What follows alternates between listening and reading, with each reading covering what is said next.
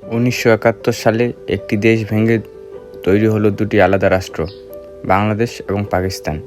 অন্যদিকে যুদ্ধবিধ্বস্ত দারিদ্র বাংলাদেশ, অন্যদিকে তুলনামূলক শক্তিশালী পাকিস্তান। কিন্তু 50 বছর পর গল্পটি কি একই রকম আছে? 1971 সালে পাকিস্তান ছিল অর্থনীতি এবং সামরিক শক্তিতে অনেক এগিয়ে। শিল্প, অবকাঠামোগত সব কিছুতেই তারা ছিল এগিয়ে। আর বাংলাদেশ, পুরো দেশ তখন ধ্বংসস্তূপে পরিণত হয়েছিল।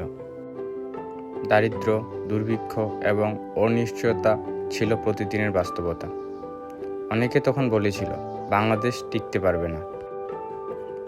কিন্তু সময় বদলেছে। আজ 2026 সাল।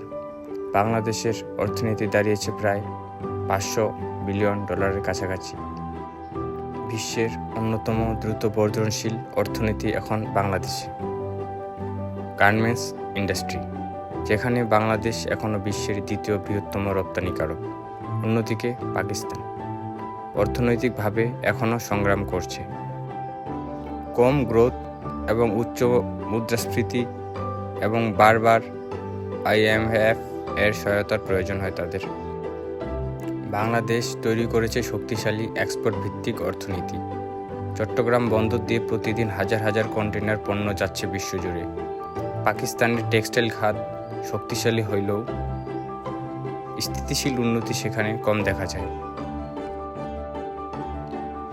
মানব উন্নয়নেও বাংলাদেশ এগিয়ে। নারীর কর্মসংস্থান, স্বাস্থ্যসেবা এবং শিক্ষা সব ক্ষেত্রেই উল্লেখযোগ্য উন্নতি হয়েছে। গ্রামের নারীরা এখন কারখানায় কাজ করছে, নিজেদের জীবন বদলে দিচ্ছে।